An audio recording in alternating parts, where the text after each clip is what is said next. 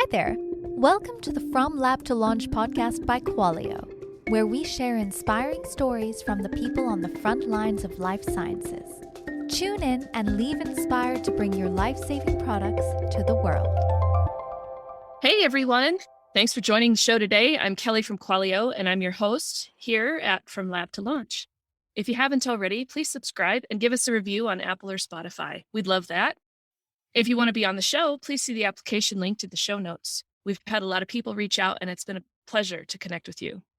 Today, joining us from France is François-Henri co-founder and CEO of Novadiscovery. You can read the full bio in the show notes, but a quick summary. François has been the CEO of Nova since its founding in 2010. Prior to that, he worked in investment banking at Lehman Brothers in London and Tokyo, where he developed an expertise in financial engineering, deal structuring, and execution. Nova is a leading health tech company which has developed a hybrid approach, combining mechanistic models and artificial intelligence to de-risk research programs and optimize clinical development, essentially simulating clinical trials with virtual patients called in silico, which has really taken off in the last few years.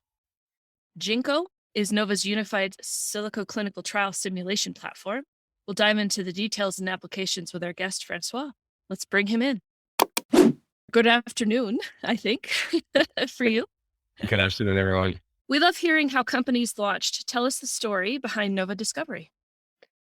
So it's your usual father and son story, I guess. Back in 2008, I left investment banking, or rather investment banking left me. I was working for Lehman. The company, as everyone knows, went belly up. I was working in Tokyo at the time for their structured finance group and decided that at that juncture in my career, the time was probably right for a bit of a fun and entrepreneurial experience. So I relocated back home and started to look for something that would combine a couple of things, a strong social impact and potentially, and that's probably from my early banking years, high risk and high return in case of success. At the very same time, my father, Jean-Pierre Boissel, was retiring from decades in academic research and especially in clinical pharmacology. So he pretty much spent the majority of his career thinking about the right methodologies to evaluate new drugs on patient populations. And he arrived to the conclusion during the 90s that there was so much knowledge out there in biology and medicine that we had reached a point where it was literally impossible for the brightest human brains to make sense of the entirety of available knowledge on any given disease. And therefore, the only way to ensure that drug R&D would be more efficient would pretty much be to apply mathematical modeling to this knowledge in biology and medicine and to build virtual patients in order to optimize R&D. So we spent some time figuring out a business out of this realization. Eventually started Nova in 2010 and happy to expand on the journey if you want. Oh, absolutely. Love to hear more about that too. So it's been the sort of situation where, and I think that's pretty much the universal when you're looking at innovative startup, the key question, the first question that one needs to ask, especially investors, is the timing. You can have the best idea around the block. If the ecosystem is not ready for change, then you'll be bouncing your head against the wall. So we've operated as a science experiment for the first almost decade of existence before one inflection point, actually from the US FDA, helped us start to build, sort of tangible use cases with customers that eventually led to our first round of institutional investments and now the pretty aggressive scale-up trajectory that we've been going through over the past 2 years or so. Tell us about how your platform helps biotech and pharma companies from discovery to clinical development to market access. So in the most sort of fundamental terms, the issue plaguing research and development for new drugs today, and it's been an issue for the past at least 2 decades, I would say, is that the paradigm is largely driven by experimental sciences, which essentially means that it's a succession of trial and error attempts to test biological assumptions And this comes with at least 3 detrimental consequences to patients. The first one is that success rate is extremely low. Second one is that it is a very capital intensive type of, and the third one is that it takes a very long time to get innovative products, innovative drugs to patients in need.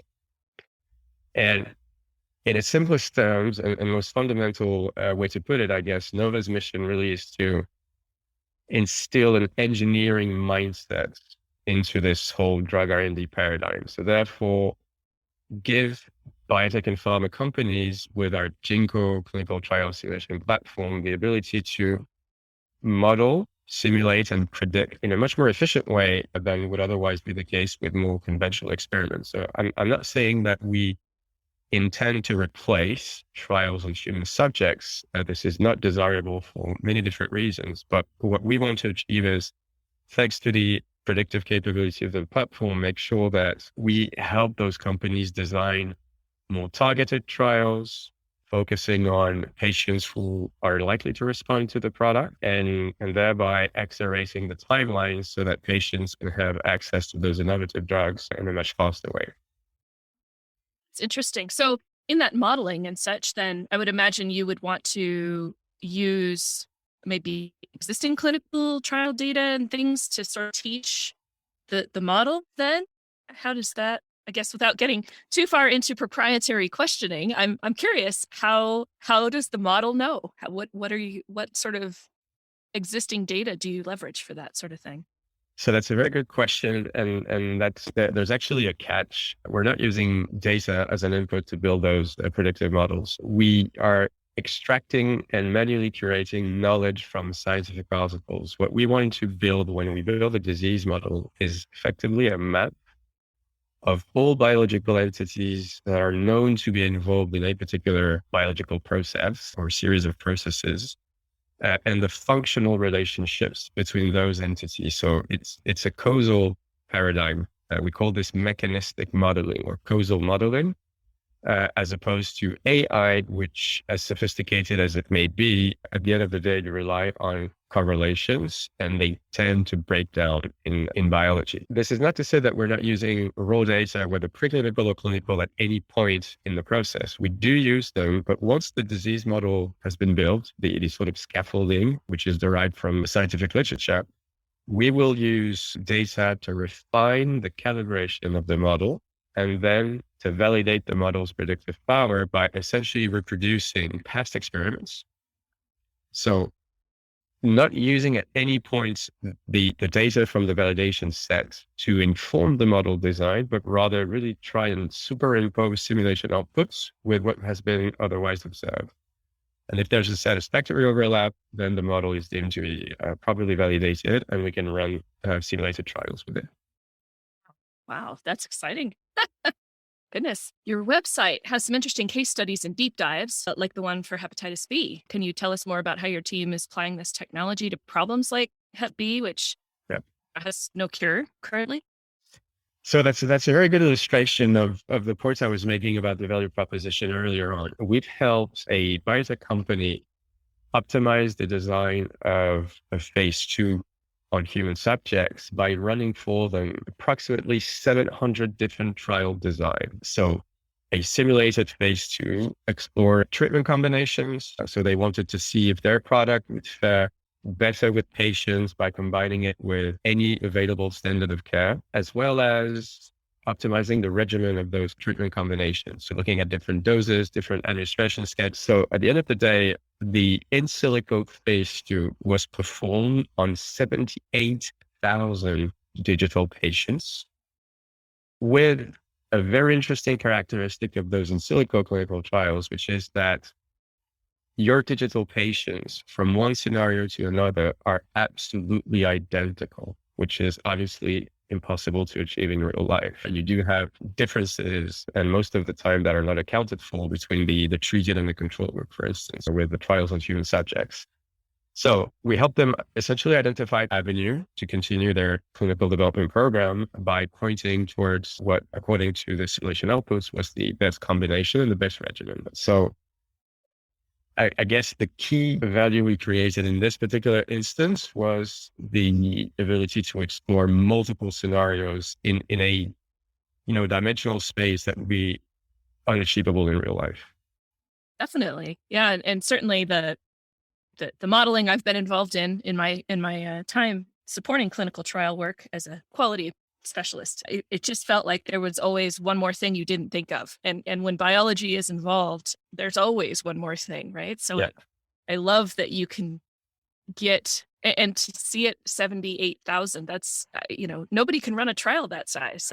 You can't afford to, let alone finding, I mean, gosh, that would be decades of patient recruitment. So, wow, talk about acceleration. How has the COVID-19 pandemic accelerated acceptance and adoption of in silico trials? So that's a very good question. I think there's a short term and a long term impact. In the short term, what we've seen in 2020 and 2021 were a lot of interest from pharma companies, inbound inquiries, which quite literally never happened before that. We've started to bootstrap the company and enter a scale-up phase, essentially supporting smaller biotechs rather than large pharma companies. But to the extent that all of their ongoing trials were being disrupted, and you know how those large companies operate, you have the budget, that's as simple as that. And so they figured out, okay, I need to continue to explore some of my key assumptions about my program.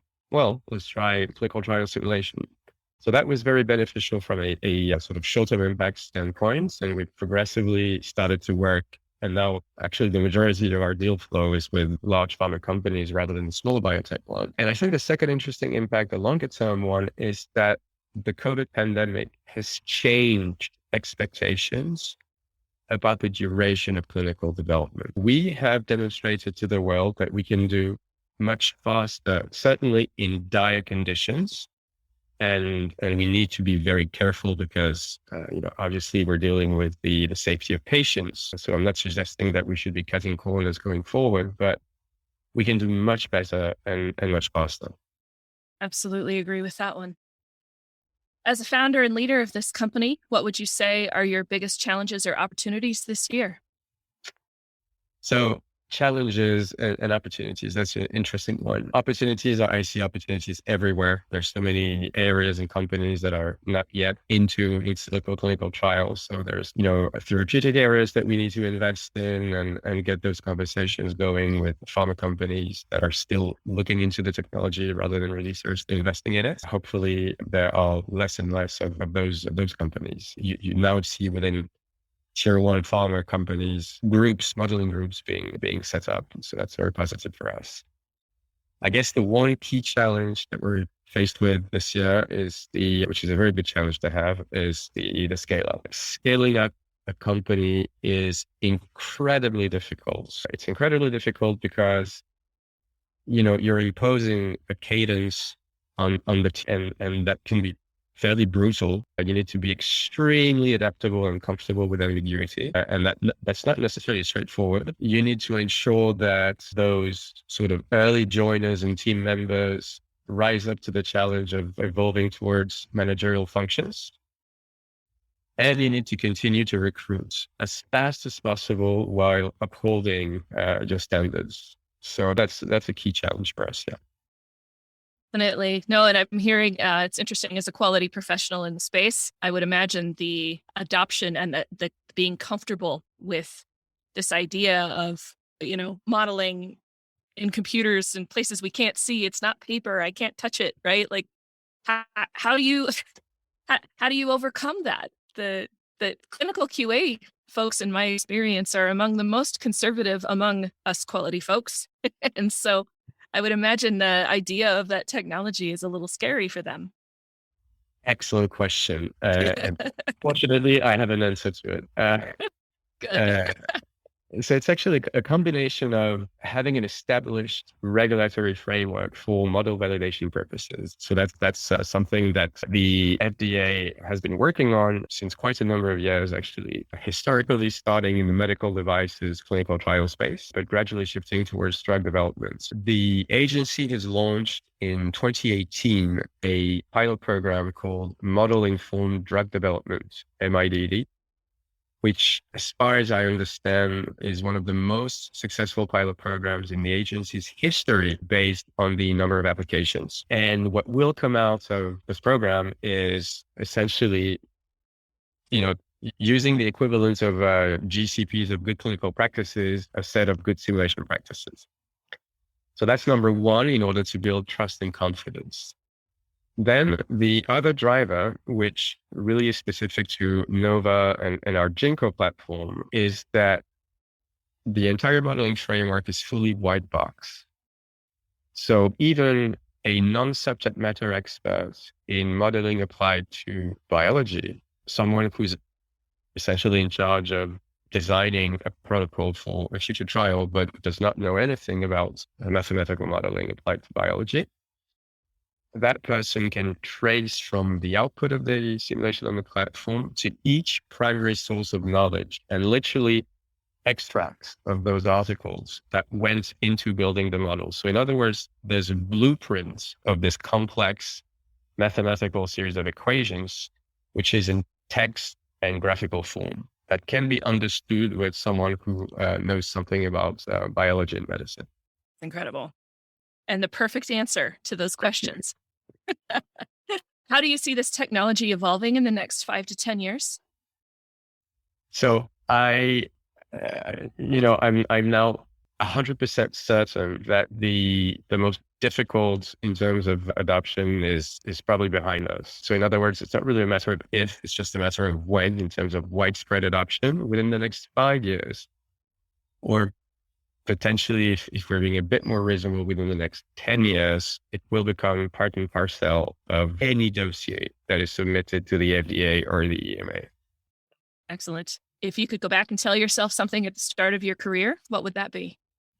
Okay, that's an interesting one. Not necessarily sort of in hindsight, I wish I knew, I would have known, but rather something that dawned on me a couple of years ago. And maybe it's very specific to the way business is being taught in French business schools. It's very theoretical and it's very focused on hard skills, especially talking about finance, obviously, but not necessarily only finance.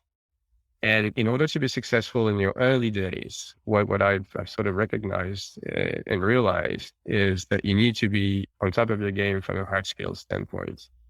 But as your career progresses over time, as you start to have more exposure to senior responsibilities, then there's a shift that starts to occur towards soft skills. And I have to confess, nowadays, for lack of practice, my hard skills negligible. I sort of, I still know how to use a spreadsheet, but that's probably the most I can give. And soft skills really become a lot more prevalent in terms of ensuring success, and success measured by, how you need to listen to your team. You need to work on aligning everyone so that the entire organization shoots in the same direction, which obviously gets increasingly difficult as the headcount expands over time. But certainly the balance between hard skills and soft skills is changing as one progresses through the career path. Definitely. So where can people go to learn more, follow along, and connect? So I guess the easiest way is to reach out to me on LinkedIn, and obviously on the website, novadiscovery.com, there's an entire page dedicated to resources and sort of educational content. So you'll find blog posts, you'll find an ebook on in silico clinical trials, as well as references to the articles that we have published over the past couple of years. Thank you so much for your time this morning, François. It's been a pleasure chatting with you. Thank you, guys. I had a great time myself. Thank you for listening to this week's episode of From Lab to Launch, brought to you by Qualio. If you like what you've heard, please subscribe and give the show a positive review. It really helps us out. For more information about Qualio, our guest today, or to be a guest on a future episode, please refer to the show notes. Until next time.